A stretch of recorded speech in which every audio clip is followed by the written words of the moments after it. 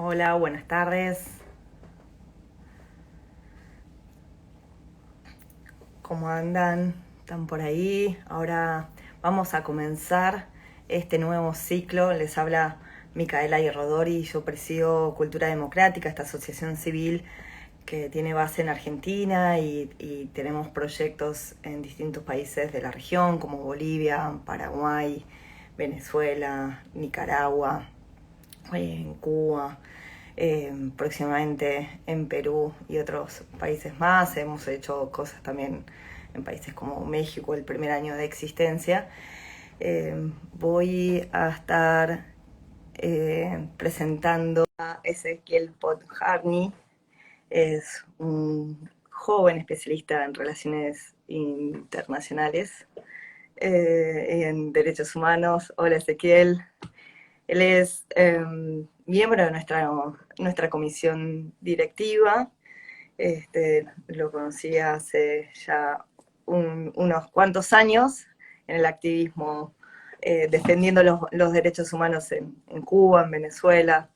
Él realmente es una persona activa, ha sido colaborador para CADAL. Bueno, por ahí él nos va a contar más también en su trabajo en UN Watch, y, y cómo ha llegado ahí especialmente, ¿no? Nos conocimos hace un tiempo cuando estábamos ya, de hecho, fundando Cultura Democrática, y nos unió esta visión y este objetivo de despolitizar los derechos humanos, de cuán necesario, sobre todo en nuestro país, en Argentina y muchos países de la región, es necesario despolitizarlo y que cuando se condenen dictaduras sea de izquierda, de derecha, sin importar los colores políticos. Así que bueno, bienvenido Ezequiel. Ezequiel, no sé si escuchas, tu audio Sí, sí, está bien, está perfecto. sí, te, Él te escucho está en perfecto. Londres, así que bienvenido.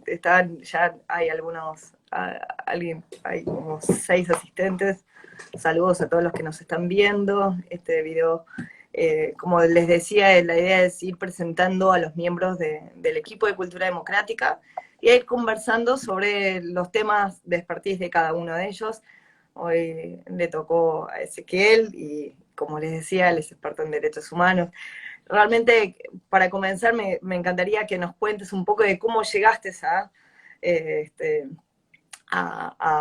realmente a estos temas, qué es lo que, como de tan joven te has interesado, porque hoy tienes 26, pero no sé, por lo menos hace 4 años que estás en el activismo de derechos humanos, seguramente mucho más, así que por favor, te escuchamos.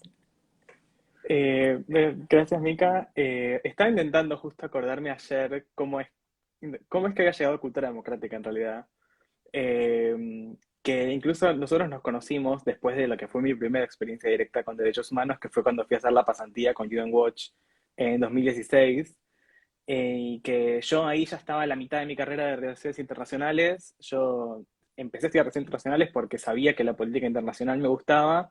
No tenía algo particular por los derechos humanos, era un poco como, sabía que me gustaban los temas, era el típico estudiante que le encantaban los modelos de ONU, como que tenía ese perfil. Y en el interín de la carrera me mandé a la pasantía de UN Watch, que al día de hoy no sé cómo la conseguí, pero fue el puntapié de lo que fue mi acercamiento al tema de los derechos humanos. Y desde que volví confirmé que era mi vocación definitiva. Y incluso no solamente con los derechos humanos en general, sino con los temas de Latinoamérica en particular, que yo me acuerdo que cuando estudié historia latinoamericana en la universidad, lo odié, me había parecido aburridísimo, yo seguía fascinado con cosas más como de la política internacional y fue recién cuando encontré, fue en en esa oportunidad, por ejemplo, que pude conocer a Rosa María Payá en la cumbre de derechos humanos que habíamos organizado con Union Watch en Ginebra, y a, y a la hija de Antonio Ledesma, Antonieta, creo que había estado ese año también. Y ya desde ese momento fue derechos humanos y el acercarme cada vez más a los temas de nuestra región, que son los que los que me siguen movilizando más hoy. Sí. Según tengo entendido, tu investigación, tu tesis para relaciones internacionales fue sobre Cuba y sobre su asiento en el Consejo de Derechos Humanos, ¿no? En Naciones Unidas. ¿Quieres comentarnos un poco más? ¿A qué conclusiones llegaste? ¿Qué, digamos, qué es lo que concluís en esa tesis? Sí, fue algo en realidad que también vi a través del trabajo con UN Watch, como UN Watch se dedica a observar, a monitorear la ONU y en particular el Consejo de Derechos Humanos. El tema de que Cuba esté siempre tan presente era algo que en el trabajo, en nuestro trabajo sale todo el tiempo, y algo que a mí me dejó como más, como haciéndome esta pregunta de, era muy evidente que por los tipos de proyectos que proponía Cuba y por los discursos que no tenían un compromiso genuino con las normas de derechos humanos como las conocemos, y tenía como la duda de entonces por qué. O sea, ¿por qué? Porque la campaña para ser electos al Consejo no es tan sencilla. Digo, si bien en general nunca hay competencia, las misiones tienen que invertir recursos, tiempo y esfuerzo para conseguir el apoyo de los otros países. No es tan automático. Especialmente porque ahora no hay competencia en las candidaturas, porque las candidaturas se negocian dentro de la misma región. Entonces, Cuba tiene que pasar por todo un proceso para llegar hasta el lugar y después pasar por la votación. Y tenía como esa duda de por qué los países autoritarios tenían tanto interés, porque no es solo Cuba, son muchos otros, en participar de un organismo con el que no comparten los principios o los valores en principio. Y básicamente la conclusión fue, o sea, tomando como las teorías de que existían, la conclusión fue porque lo necesitan para sobrevivir. Y que eso en realidad habla de el éxito del régimen internacional de derechos humanos, que hasta este momento, o por lo menos hasta hace algunos años, se fortaleció tanto y se instaló tanto en el mundo que a los que no los cumplen no les queda otra que tomar esos principios. Y hoy estamos quizás como pasándonos a otra etapa en la que el sistema tiene las debilidades que estos regímenes pueden explotar, pero sí se vieron forzados a entrar en un momento. Ahora, Cuba no ratificó por ejemplo, los protocolos de derechos humanos. Los firmó, se vio obligado a firmarlos, pero ¿cómo puede tener un asiento aún sin ratificarlos? Es como, no es como contradictorio. Y por un lado decís, sí, es exitoso porque fuerza a los regímenes autoritarios a sumarse, pero en realidad terminan ellos cooptándolo para anular de alguna manera la condena, ¿no? Digamos, porque el objetivo final no es conseguir la impunidad en materia de derechos humanos. Y en gran parte sí, a ver, tiene que ver mucho primero con un error quizás fatal que tiene el diseño del Consejo de Derechos Humanos, que es que ahí la resolución que crea el Consejo tiene los requisitos para ser miembro, pero son requisitos no vinculantes. O sea, los estados tienen que decidir quién cumple los requisitos y quién no. No es que hay un comité que lo determina. Eh, y supuestamente tienen que ir los que tienen los estándares más altos de respeto a los derechos humanos, en los que claramente Cuba no, o sea, no pasa ni de cerca. Eh, y sí, a ver, ya solamente el hecho de ser miembro de la ONU te hace firmante de la Carta de la ONU y la Declaración Universal de los Derechos Humanos. Entonces, cierto compromiso con la idea y los principios de derechos humanos existe. Pero claro, no ratificar los tratados implica que hay un montón de mecanismos de rendición de cuentas que no se te aplican, porque no tenés que reportar esos mecanismos. No expresas ningún compromiso especial por respetar un montón de derechos específicos, especialmente en el caso de Cuba, los derechos civiles y políticos. Y ya, después tener la banca que te permite vender tu versión de los hechos y vender tu propia interpretación de los derechos humanos y termina llevando a una situación de, sí, esto de impunidad. O sea, esa es la palabra, de logro que el mundo preste atención a otras situaciones, le vendo mi versión distorsionada de la realidad y lo más importante es que me construye una especie de reputación. Digo, eso es quizás como lo que más se busca en yo pretendo ser un respetuoso de los derechos humanos, que Cuba fue muy exitoso durante muchos años, especialmente en Latinoamérica, de pretender ser una dictadura buena, en el sentido de aprovechar lo que eran supuestos éxitos en materia económica y social, que cuando uno empieza a ver más de cerca se da cuenta que no es la realidad, pero aprovechar esos elementos, como esos puntos discursivos para poder decir, no, miren que nosotros hacemos estas cosas muy bien.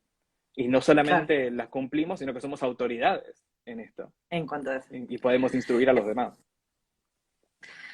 Es que eso, ese discurso lo han impuesto y lo han vendido bastante bien. De hecho, bueno, como Naciones Unidas seguía por las estadísticas nacionales, y ellos son muy lindos contando el cuento que ellos quieren contar de su realidad económica y social, diciendo que no hay desnutrición infantil, etcétera, cuando hay algunos dicen exagerando un poco, pero desnutrición nacional, porque digamos, el pueblo está pasando en este momento, todo el mundo está, con todas las edades está pasando hambre, porque ¿no? con el semejante desabastecimiento que hay.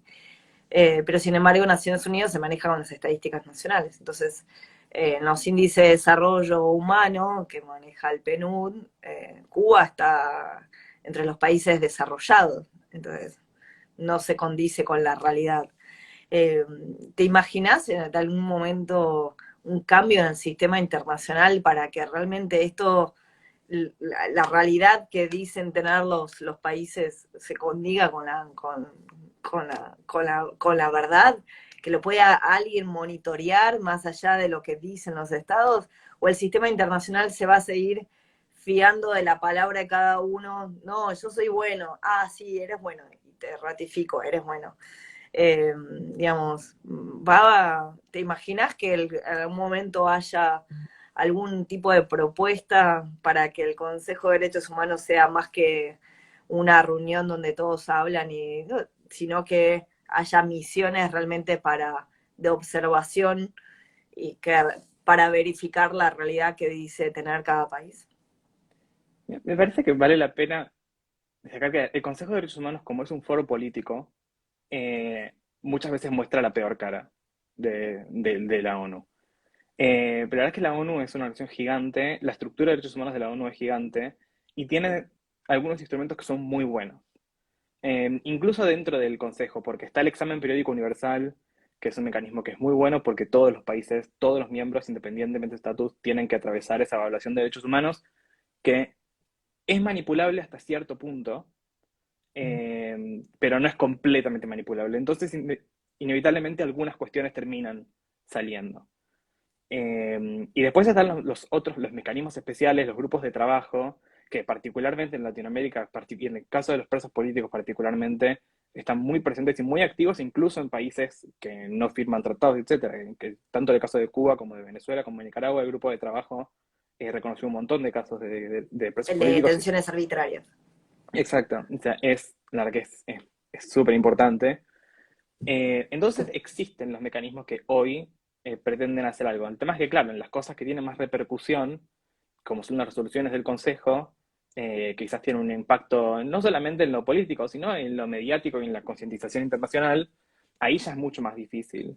Y te implica quizás cosas de fondo que no sé si van a pasar. Por lo menos me parece que mientras más tiempo se dejan pasar, más difíciles van a ser. Por ejemplo, si se quisiera hacer una reforma del sistema electoral de los miembros del Consejo, que Mm. incluso Cadal tiene una propuesta que está buenísima en eso, eh, que, que eso implica un proceso de consenso político a nivel global en el que tenés que sentar a China, Rusia, a la Unión Europea, a Estados Unidos y representantes de todas las regiones para que se pongan de acuerdo en querer restringir la membresía del Consejo o condicionar la membresía del Consejo a quienes verdaderamente respetan los derechos humanos. Yo me imagino esa reunión y no imagino que pueda salir nada productivo. O sea, incluso hay ahora varios pedidos para reformar el Consejo para hacerlo más eficiente. Pero claro, Rusia también habla de la eficiencia del Consejo. No está, o sea, Rusia cuando habla de la eficiencia del Consejo no está hablando de la misma eficiencia de la que habla Estados Unidos. No, está Eh, claro. entonces, me parece que el eje un poco que lideran China y Rusia pareciera ser cada vez más fuerte y mientras más tiempo se deje pasar, más difícil va a ser. Ahora, todo, cuando se aprueba, bueno, toda reforma a Naciones Unidas, siempre está el riesgo de que esa reforma vaya para bien o para mal, digamos, de que esa reforma realmente sea para que se controle mejor el sistema de derechos humanos, que se respete un poco más, o para lograr un mayor tipo de impunidad. Así que, bueno, es un arma de doble filo Sí, a la hora de aprobar. Es como cuando se reforma la constitución de un país. Sí hay, ahora en Chile, ¿no? Se reforma la constitución. Había cosas que había que reformar después de de haber sido aprobado durante una dictadura como la de Pinochet, pero no hay un riesgo de que se cuelen cosas que realmente erosionan las instituciones democráticas. Ese tipo de dilemas puede llegar a inmovilizar. De hecho, no sé, reformas de Naciones Unidas se habla desde la década del 70, que yo recuerde, sí, sí, es y que no se se han ha pasado logrado. muchas, sí, han pasado muchas y bueno, algunas cosas, cuando dejó de existir la Comisión de Derechos Humanos y se dio paso al Consejo en 2006, había todo un paquete de críticas que hoy existen las mismas. Digo, y salvo con las salvedades como por ejemplo la introducción del examen periódico universal, que también fue con la creación del Consejo. Eso creo que es algo que por lo general la comunidad de los derechos humanos valora muchísimo, en que realmente es un instrumento muy bueno, porque no depende de que el Consejo decida monitorear un país o no. Porque si dependiera del Consejo, un montón de países pasarían desapercibidos sin nunca pasar por ningún tipo de evaluación.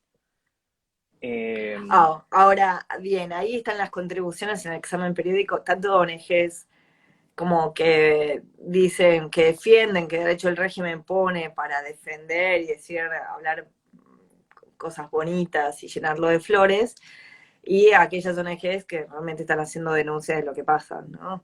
Eh, entonces, también se utilizan cuáles son los mecanismos para viciarlo y contaminarlo con las cosas que no se terminan de ser verdad. Pero bueno, eh, o sea, sí. ahí es un tema de cómo se aceptan los informes en función de qué, los comentarios y las cosas, y eh, como es un tema complejo, pero, pero bueno. Ahora es un desafío, ¿no? Despolitizarlo, porque en tener las ONG, todas las ONG de alguna manera reflejan algún tipo de pensamiento, de ideología, a veces más claro, a veces eh, no, nosotros mismos, digamos, no estamos con ningún partido político, somos eh, digamos, apartidarios, pero de alguna manera tenemos una visión para transmitir valores de centro, moderados, digamos, que busque un equilibrio en este mundo tan polarizado, etcétera, ¿no? Digamos, uno tiene de alguna manera hacia dónde va, pero otros, digamos, y puede o no coincidir con tradiciones, pero bueno, has trabajado Cuba con la tesis de grado, pero con la tesis de posgrado ahora con el flamante máster que has realizado en la London School of Economics. Eh, por favor, contanos un poco más cómo te ha ido con eso. La maestría fue interesante, lamentablemente no fue como yo la esperaba y tuve 4 clases presenciales y después todo virtual, que la verdad que eso fue una lástima porque es una maestría que, la verdad que está pensada para debatir. Todas las clases terminan, o sea, uno se va siempre todas las clases con más preguntas que con las que entró, cosa que está buenísimo. Eh, y bueno, a lo mejor se perdió un poco de esa oportunidad de debatir más directamente, pero la verdad es que igual fue una oportunidad buenísima. No solamente porque yo sentí que aprendí muchísimo y me expuse a temas de los que nunca había leído, de los que nunca había sabido, y sino porque también aprendí que dentro de los derechos humanos, que nosotros en Cultura Democrática los trabajamos todo el tiempo, hay mucho debate a nivel internacional y en el mundo académico que está bueno que lo tengamos presente porque son debates que a lo mejor empezaron hace 20 años, pero se siguen teniendo. Eh, y que tiene que ver mucho con lo que quizás con lo que vemos hoy en el mundo con el choque entre distintas visiones de derechos humanos. Que quizás incluso en el mundo académico algunos defienden una perspectiva quizás más similar a lo que te podría decir Cuba o China, que lo que en general el mundo tiene como más consenso en torno a lo liberal. Por lo menos en el sistema que tenemos hoy en día. Pero me llamaba muchísimo la atención de leer académicos, incluso de escuchar compañeros míos que básicamente defendían una visión de derechos humanos en la que te dicen, no, bueno, lo importante es, tipo, hay que ajustar las cosas a la cultura de cada uno. Y uno escucha eso y dice, o sea, suena bien, digo, decís, ok, sí, bueno, hay que hacer lo que funcione en cada lugar. Pero claro, digo, en el momento que uno dice eso, lo que está poniendo en riesgo es el estándar internacional de qué significa respetar los derechos humanos y qué no. O sea, si cada cosa se ajusta a las particularidades culturales de cada lugar, y esa es la única variable que tomamos, entonces, ¿cuál es el estándar? Ah, Y ¿cuáles los derechos humanos son universales o no? De alguna manera es están que, cuestionando la universalidad de los derechos humanos, de que son los derechos que tenemos fundamentalmente y que son irrenunciables, inalienables por el hecho de ser humanos, digamos, ser personas, ¿no? Digamos, más sí, allá exacto. de que de una cultura u otra. Entonces ya son otro tipo de derechos. O sea, no podríamos poner más allá del debate de primera generación, segunda generación. Ahora cuando, no sé si entrarían en ese tipo de debates, pero cuando Naciones Unidas aprobó como declarando el derecho a acceso a Internet como un derecho humano, ¿no? Y está bien, es el derecho a la información, que como de alguna manera deriva del derecho a información, tenés derecho a Internet. Ahora, tengo derecho a internet gratuito, digamos, que me lo provee al Estado, entonces ya no debo pagar a la compañía de internet. No, ¿no? Digamos, una cosa es tener el derecho, acceso a internet, que el Estado no me bloquee, no me ponga, no me corte internet, como pasa en los países dictatoriales que a la hora de querer prohibir que salga cierta información, bloquea Internet, o bloquea ciertas páginas para que no tengan acceso a noticias internacionales, etcétera, ¿no? Está bueno como declarar derecho a Internet en ese sentido. Pero que no se confunda con la gratuidad, que son dos cosas distintas, ¿no? Digamos eh, bueno, yo al menos lo entiendo en forma distinta. El tener derecho, acceso a, y otra cosa es la gratuidad de, de Sí, ese. a ver, o sea, eso ya son más los debates en torno a cómo se operacionalizan los derechos y cómo se implementan, y que a lo mejor esos son debates que uno sí puede entender que sí se tienen que dar más a nivel de cada país, es decir, pero lo que tiene que existir el acuerdo es el principio básico de qué significa el goce de cada derecho y el ejercicio de cada derecho. Y me pareció que está buenísimo saber que en una universidad en Londres hay toda una corriente académica que dice algo y como que a lo mejor nosotros funcionamos con ciertas convicciones y hoy tenemos, y está bueno saber que hay otro tipo de corriente ideológica ahí afuera y que digo, a ver, yo puedo decir, y lo expresé claramente en clase que me parecía que algo no estaba bien con esa propuesta. Y me encontré más en soledad de lo que esperaba. Pero me parece que está bueno incluso para nosotros intentar abordar el tema de los derechos humanos de otros países. Hay que saber cómo responder quizás a estas corrientes que de alguna forma parecían estar volviéndose más populares en ciertos círculos. Y, y que ya vemos por los experimentos que existen en la realidad que no funcionan, y de cómo, bueno, de cómo podemos encarar y trabajar para reforzar el sistema que ya tenemos. Exacto. Así que, contame un poco más digamos, de proyectos futuros. Estás en Londres, digamos, este, ¿cuáles son los desafíos que te animan, digamos? Ya has indagado un poco en Cuba, en Venezuela.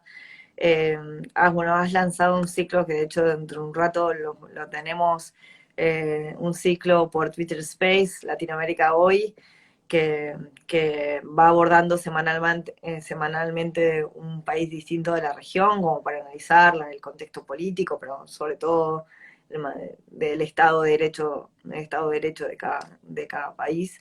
Eh, ¿qué es lo que te mueve hoy? O al menos, ¿cuál es el foco principal que creo que, bueno, hay que ponerle luz, hay que focalizarse en esto porque nadie lo está abordando?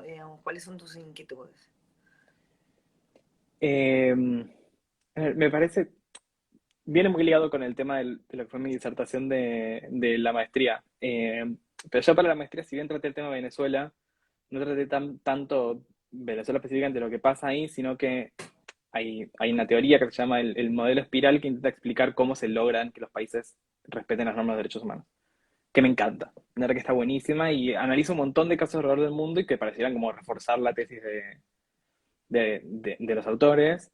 Y yo comparé con el caso de Venezuela y dije, me parece que encontré uno que no se cumple. Porque me llamaba poderosamente la atención que con el nivel de atención que tuvo el caso de Venezuela, con lo que se movió la OEA, con la reacción de la ONU, con el momento político que tuvo la región, bastante favorable para intentar favorecer un cambio en el país, que hoy está un poco más complicado, digo, pero hasta hace unos años era distinto. ¿Qué pasó? Que no había pasado nada. No solamente no había pasado nada, sino que había empeorado y seguía empeorando. Eh, y básicamente la conclusión por la observación era que lo único que podía detectar es que justamente esto, como que pareciera estar reforzándose una red, tanto a nivel países como a nivel sociedad civil, eh, que busca sostener esta como visión alternativa que a mi juicio es contradictoria con los principios del sistema internacional de derechos humanos, que es cada vez más fuerte, que cada vez hace más ruido y que entonces se hace cada vez más difícil de contrarrestar. Y me parece que eso es un poco a mí lo que me moviliza en cierto sentido. Es-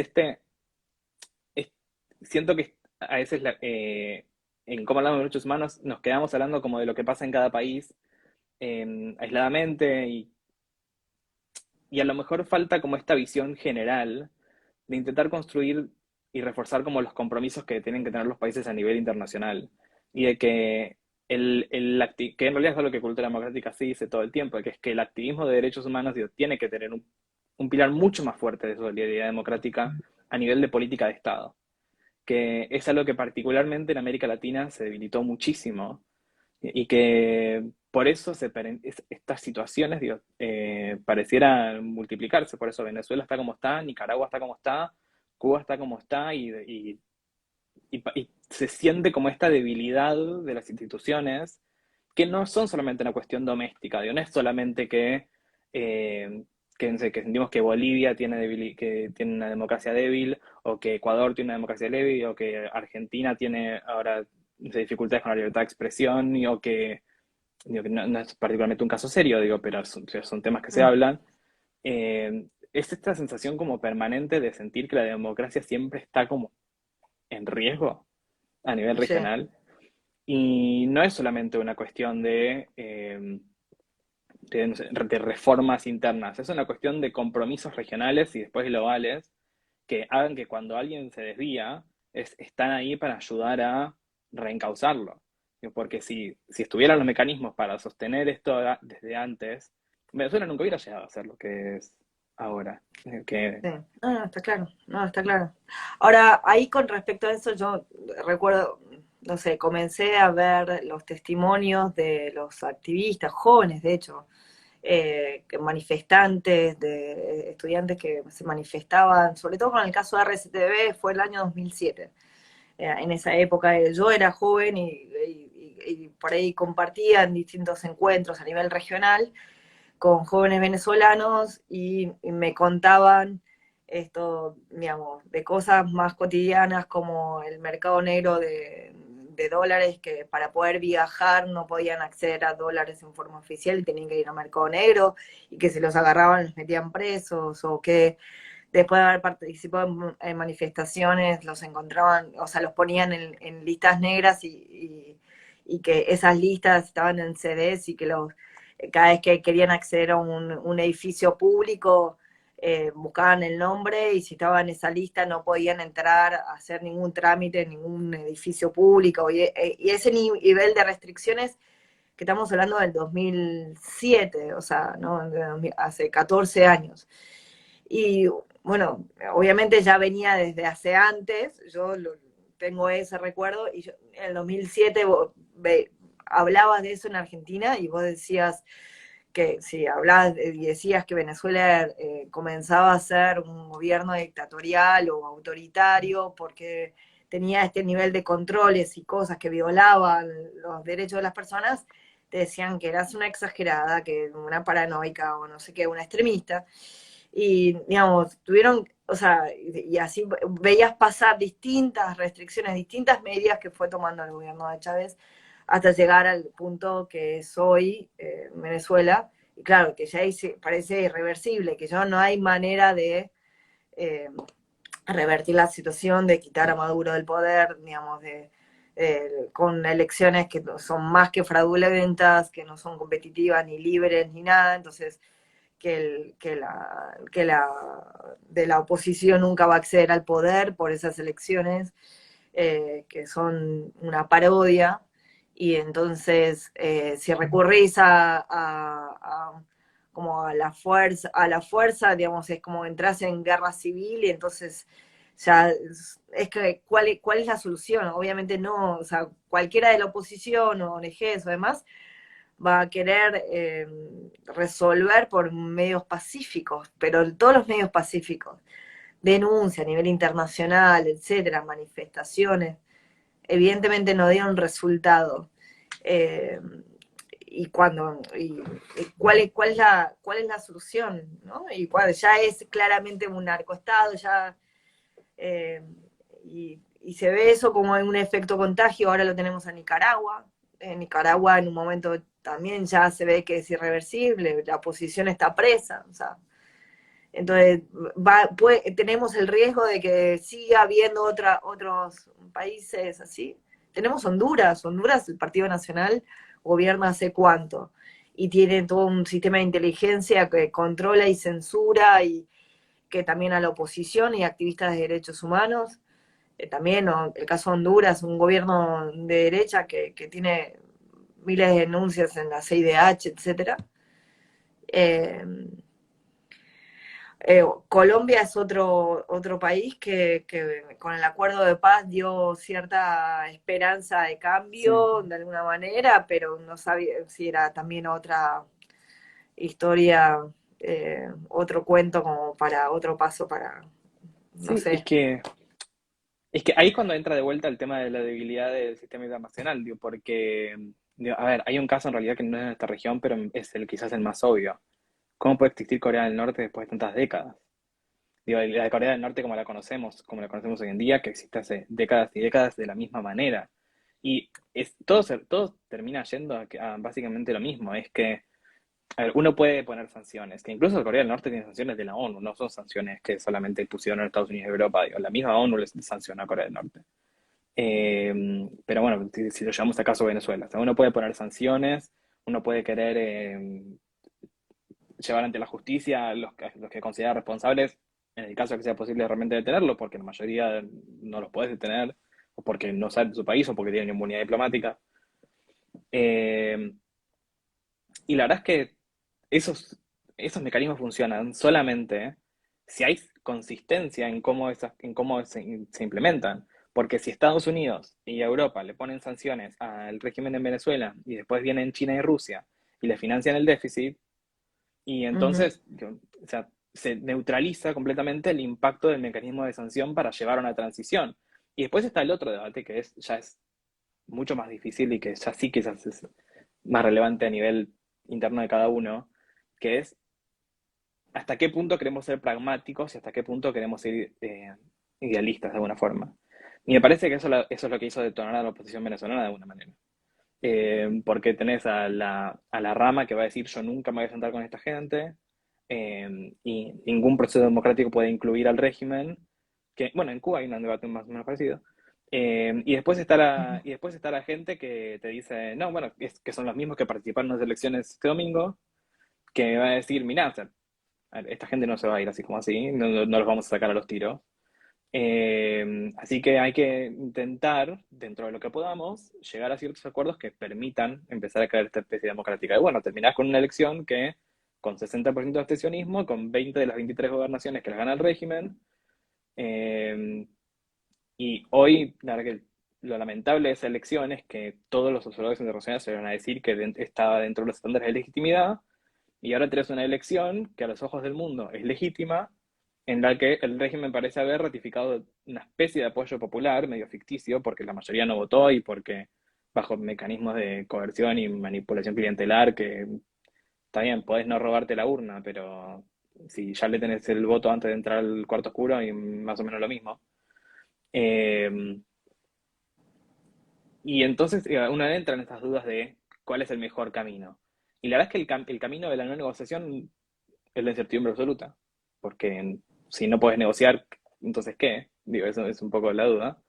Y No, el si llegas a diálogo está negociar, claro que hay que tener siempre diálogo. El tema es que el diálogo condicionado tampoco, o sea, uno dice, bueno, queremos diálogo, pero suelten a los presos políticos. Y los presos políticos no los liberan. Entonces, bueno, puedes negociar con alguien que te está, o sea, que te está torturando a tu gente, digamos, en prisión, ¿no? Digamos, eso, ¿qué voluntad de diálogo hay del otro lado? Eh, pero lo peor de todo es que dicen, no, hay voluntad de diálogo, ¿no? Digamos, nosotros siempre estamos abiertos, ¿no? Los que no están abiertos al diálogo son nosotros. O sea, ese nivel de cinismo siempre lo tiene. Y siempre van a acusar a los otros que son los violentos, los intransigentes, los que están, ¿no?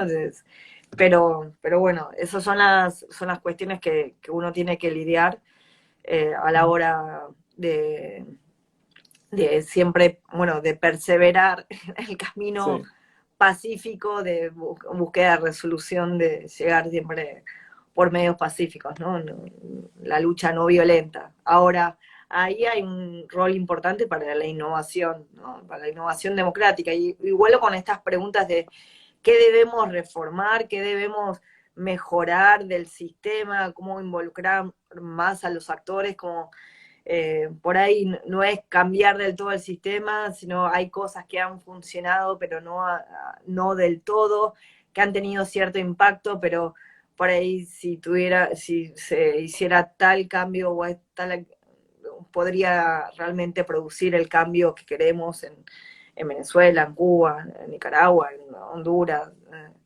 La situación de Colombia tampoco es muy buena, ¿no? Este, están matando a la gente sistemáticamente, a toda la gente que firmó el acuerdo de paz, a todos los que se movilizaron y mueren más activistas bueno, México es otro caso, ¿no? No son dictaduras, pero el narcotráfico hace lo suyo. Y ahí sí, también claro. hay que ponerle, por más que no sea un terrorismo de Estado, como claramente como el caso de Venezuela o Cuba, Nicaragua, son terrorismo de Estado, porque son los estados los que violan sistemáticamente los derechos humanos. En el caso de México, Colombia, al ser, no sé, mezclarse con el narcotráfico, con el crimen organizado, que también se mezcla con la clase política, Sí, obvio, no, ahí no salen de un es, repollo. Digo, o sea, para llegar a la no, escala a ¿no? la que llegan es porque, o sea, si la palabra no es complicidad, por lo menos es negligencia. Ujú. Digo, y, perdón, digo, o sea, para llevarlo un poco a nuestro país, digo, o sea, en Rosario no se convirtió en Rosario de un día para el otro. No, Digo, y quizás, digo, o sea, esa quizás nos toca más de cerca porque realmente o sea, bueno, yo estoy en Londres, digo, pero, pero lo siento cerca, digo, porque está pasando dentro de nuestro país, digo, son las primeras señales de alerta. Y ahí es cuando uno dice que o sea, el Estado democrático, el Estado que respeta los derechos humanos, es no solamente el que no el que no tiene presos políticos, o sea, es el que está trabajando activamente para que ciudadanos puedan gozar plenamente de sus derechos humanos sin que nadie, no solamente el Estado, sin que nadie lo impida. Y la debilidad de la respuesta de los estados a estas estructuras que se explican quizás solamente por la corrupción, eh, sí. es quizás otro de los problemas estructurales de la región. O sea, creo que corrupción es... No sé qué problema de derechos humanos hoy en América Latina no tiene la corrupción de promedio. Ahora, si el sistema internacional no tiene poder de sanción, porque evidentemente no hay un gobierno mundial, no hay poder es un sistema intergubernamental, es entre gobiernos y no tiene.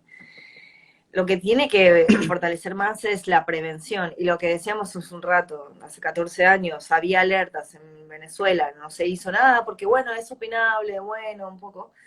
y ahora vemos las alertas también en Argentina y otras cosas.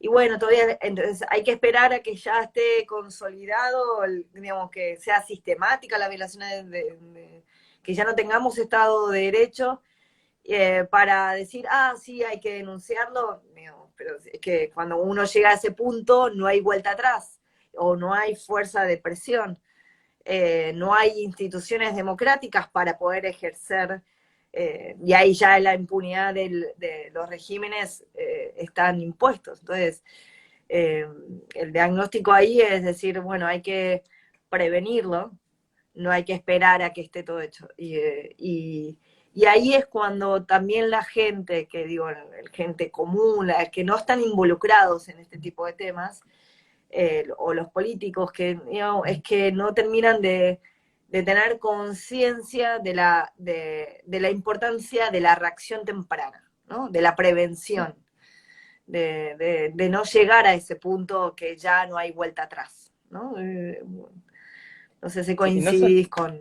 sí, no solamente eso, sino que es el el tema de la fortaleza institucional democrática es, no, o sea, no se puede negociar, o sea, con eso, no puedes dejar pasar nada, porque en la primera que dejas pasar es una que, bueno, a lo mejor no es tan grave, pero la segunda es un poco más grave y la tercera va a ser más grave que la anterior. Y así es como se la terminan comiendo. Yo, cuando hice la búsqueda de antecedentes para mi disertación de la maestría, yo leía un informe de la OEA, de la Comisión Interamericana de Derechos Humanos, ya alertando medidas que tocaban la democracia en Venezuela en 2004. Claro. O sea, Sí, entonces, claro, o sea, 2004. O sea, Freedom House le viene bajando la nota a Venezuela hace 20 años. O sea, claro. entonces, digo, o sea, no es que nadie lo vio venir. O sea, el tema es que hay gente que lo vio venir. Bueno, incluso hay, a ver, hay discursos, me acuerdo de leer discursos de María Corina Machado alertando del camino hacia la dictadura en 2006. Sí, sí, Eh, sí. o sea, entonces no es que nadie lo vio venir. El tema es que claramente hubo un fracaso por parte de grandes sectores de la política del país y quizás de la sociedad civil también, que tampoco se avivó en reaccionar rápidamente, en que no activaron sus mecanismos hasta que no fue demasiado tarde, porque ya cuando hay mecanismos cooptados es muy difícil desmontarlos, digo, para llevarlo de vuelta a Argentina, como para tener una perspectiva. Para mí hay como dos cosas que se contrastan mucho y que se hablaron en las elecciones. Una es como la voluntad por fortalecer el sistema, que es el debate por la boleta única. Que la boleta Ujú. única sería justamente el paso o sea, en el camino correcto. Es neutralizar debilidades del sistema electoral. Entonces, fantástico. Mientras tanto, tenemos un partido político en Santiago del Estero que gana consistentemente por más del 60% de los votos en todas las elecciones. O sea, entonces, tenemos esa doble de realidad en Argentina en la que si, no, o sea, si nosotros dejamos pasar y seguimos dejando pasar, que en provincias como Santiago del Estero no solamente, o sea, no Este, solamente permitimos ese tribunal electoral, sino que eso después se deriva en corrupción, en violaciones de derechos humanos a nivel provincial, eh, que si no reaccionamos después va a ser mucho más difícil desmontarlo y me cuesta mucho imaginar hoy en día, 2021, casi 2022, una intervención federal de la provincia de Santiago que claramente no, nadie quiere. no, bueno, y Santiago del Estero ya fue intervenido, Corrientes también, digamos, son provincias, hoy una intervención federal no tiene quórum, creo que propuso, no quiero equivocarme, alguien lo propuso, me parece que Lilita para Formosa, y no, obviamente ese tipo de cuestiones hoy en día me parece que lo ven como autoritario en vez de como para poner un orden y para beneficiar a la gente, no tiene como una cuestión, una mala fama ese intervencionismo. Este, que uno lo podría alegar el tema del intervencionismo a nivel internacional, el principio de Sí. responsibility to protect, la responsabilidad de proteger, que a veces se Sí, mal utilizó en algunas cosas con intervenciones militares, pero para salvaguardar los derechos de las personas, cuando un Estado se niega o es incapaz de proteger los derechos de los ciudadanos, la comunidad internacional está obligada a involucrarse, obviamente tiene involucrarse y defender ¿no? y proteger los derechos de esas personas. Hay escalas, siempre hay etapas, primero con advertencia, con pequeños, no sé, como lo que hablábamos hace un rato, de decir embargos económicos, etcétera, que tampoco tienen buena fama, digamos, pero y otro tipo de medidas y sanciones a nivel internacional y antes de llegar al intervencionismo militar, que aunque uno vaya por el objetivo militar de captar a los que son realmente violadores de los derechos humanos, siempre hay causalidades civiles. Eh, Eso a nivel internacional, de nuevo, que podría Sí, llegar a ser una herramienta como de intervención, si hay consenso internacional, se ha sí, que a ver, visto... una salvedad igual Sí. que me parece que vale la pena, que es, digo, para dar un ejemplo concreto. Creo que fue este año, no recuerdo si fue este año o el año, fue este año, una sesión en especial en el Consejo por por el tema del racismo estructural en Estados Unidos. Eh, claro, que claramente es un problema que preocupa muchísimo, sí, definitivamente. Ahora, ¿por qué a veces, digo, los activistas de derechos humanos, digo, pensando en el trabajo que hace Human Watch, por ejemplo, que busca promover que temas que no se trabajan en la ONU se trabajen? ¿Por qué no insisten en que se hable en racismo en Estados Unidos o el tema de los derechos de los migrantes en Dinamarca? O etcétera, etcétera. Porque claramente ningún país es perfecto. O sea, digo, no existe ningún país en el que no se cometa algún tipo de violación mayor o menor. La gran diferencia, y que ese quizás es un poco la línea que hay que mirar, es que en Estados Unidos es un problema grave, muy grave. Pero vos tenés después toda una sociedad civil que puede salir a movilizarse libremente para denunciar esa realidad, tener su sistema judicial reconocido como independiente, que puede responder a las denuncias y a los casos frente a eso, y que tiene los canales democráticos para procesar esa demanda social y atenderla. Obviamente Estados Unidos tiene una deuda gigante con sus minorías, pero tiene los mecanismos típicos de una democracia para intentar resolverlos. Y, y ahí es un poco cuando uno dice, cuando estos mecanismos existen, hay que respetar un poco, no un poco, hay que respetar los principios de soberanía y no intervención, que sí son pilares importantes del sistema internacional. O sea, la soberanía estatal no se puede pasar por encima tan fácilmente y está bien que exista porque si no, obviamente, si debilitamos o sacamos la variable soberanía, es cuando entran los posibles abusos de la intervención. Eh, Ahora Ahora, hay un Estado que está claro, respondiendo claro. ineficientemente, no todo de cosas, pero hay algo, hay una cierta voluntad. El tema es cuando el Estado se niega a Claro, tal cual. protegerlos, O peor, cuando es el perpetrador. el perpetrador. Exacto. Pero bueno, volviendo a Argentina, nos quedan todavía 10 minutos, volviendo a Argentina, obviamente tenemos instituciones democráticas, pero en las provincias hay muchos gobiernos que llevan 30 o 40 años en el poder, si no es del mismo partido, la misma persona o la misma familia. Entonces, eh, digamos, podemos pensar como los Castro en Cuba, digamos, la misma familia, o terminan, o cuando ve un tiriterero, digamos, una Sí. marioneta, Heredero como es el designado, caso de sí. Díaz Canel, ¿no? Este, que la familia Castro sigue estando detrás del poder.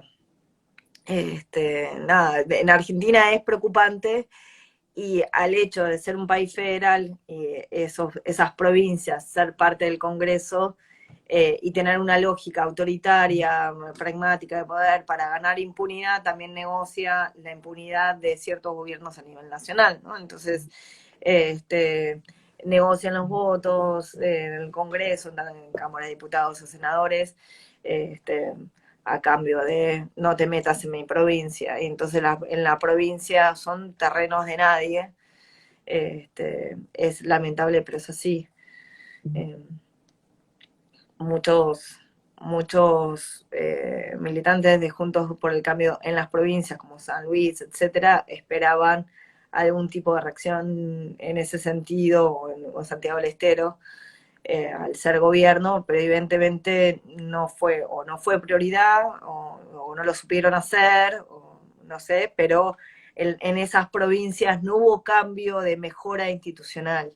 Hubo sí a nivel nacional, que uno vio como en la gestión de Macri mejoró la transparencia, ciertos índices democráticos mejoraron, pero a nivel provincial no. Entonces, cómo también un gobierno nacional puede contribuir en la mejora de los índices democráticos y de derechos humanos en las provincias que lo necesitan, digamos. San Luis Sí, necesita un cambio, ¿no? Descansar de las familias, digamos.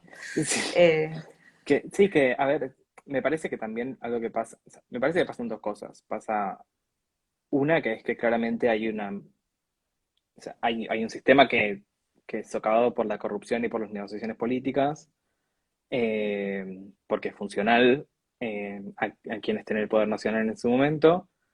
Y después me parece que hay otro problema, y que ahí es cuando yo me meto en el problema. Yo creo que fui parte mucho tiempo, de que es que hay una falta de federalismo en cómo hablamos de la política en Argentina, que incluso en las últimas elecciones habló mucho, o sea, me parece que quedó muy evidente, en el que todas las conclusiones postelectorales se resumieron a los resultados de la provincia de Buenos Aires. Digo, y está bien, o sea, uno lo entiende por la masa de votos que representa, especialmente con Urbano. Digo, pero hubo, hubo como esta sensación de, como de que se ignoró lo que pasó en el resto del país de alguna forma, y como lo que tradicionalmente, hasta el punto en que nuestras políticas públicas son determinadas por el conurbano. O sea, el hecho de que solamente Capital y conurbano tengan subsidiado el transporte y todo el resto, cosa que para mí toda mi vida fue una obviedad, era una obviedad que el transporte estaba subsidiado. Y me vengo a enterar muchos años después que el resto del país no es así. Eh, o que la electricidad se paga el doble o el triple. O sea, digo, o sea, me parece que a veces, eh, digo, esto también como lección para mí mismo, que la aprendí lamentablemente demasiado tarde, que es, hace falta forzar un diálogo, o sea, mucho más extendido sobre lo que verdaderamente es la democracia en nuestro país. No pasa solamente por las elecciones que podemos tener a nivel nacional, y porque como tenemos autoridades nacionales electas en elecciones libres y justas, somos automáticamente una democracia. O sea, tenemos que poder incorporar esa vigilancia de la institucionalidad todo el tiempo en todos lados, y que me parece que buscar esa construcción más federal es algo que quizás es una deuda incluso también para la sociedad civil en la Argentina. No porque no se hablen, digo, porque sé que hay muchas organizaciones que se ocupan de denunciarlo y de verlo, pero los temas de falencia democrática en el interior del país deberían estar en primera plana todo el tiempo. Digo, yo sé que no vende diarios eso, lamentablemente, y que no vende rating para los noticieros, pero es un no podemos ni empezar a hablar de deudas sociales en el interior si no hablamos de esto antes. no, está claro, está O claro. sea, hay muchas deudas en lo institucional en el interior, y me parece que deberían ser de las prioridades. Sí. Noticias del interior casi no se dan, uno no conoce la realidad política y deberemos dar. Nosotros, bueno, una de las cuestiones que inspiraron la Fundación de Cultura Democrática fue justamente eso, la democracia federal. Y en eso veía también una cierta correlación con lo que pasa con otros países federados como México, donde me decían amigos, me dicen, es que en México hay tantas gobernaciones que nunca dejó de gobernar el PRI. El PRI fue un gobierno autoritario durante 70 años, después gobernó el PAN, pero me dice, mira, aún cuando gobernó el PAN a nivel nacional, la mayoría de los estados seguía dependiendo del PRI, entonces la corrupción, el narcotráfico, etcétera, digamos, seguía como gobiernos autoritarios a nivel subnacional.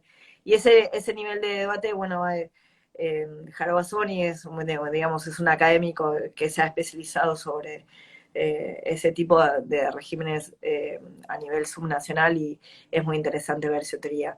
Y bueno, y fue una de las cosas que a mí me interesó volver a Argentina y pensar que no solamente a nivel internacional, regional, teníamos que comprometernos con una solidaridad democrática, de vernos y preocuparnos con lo que pasaba en Cuba, Venezuela, ahora Nicaragua, sino también a nivel nacional preocuparnos con lo que pasa con esos países. Y de hecho, en el primer año de Fundación de Cultura Democrática visitamos 7 provincias.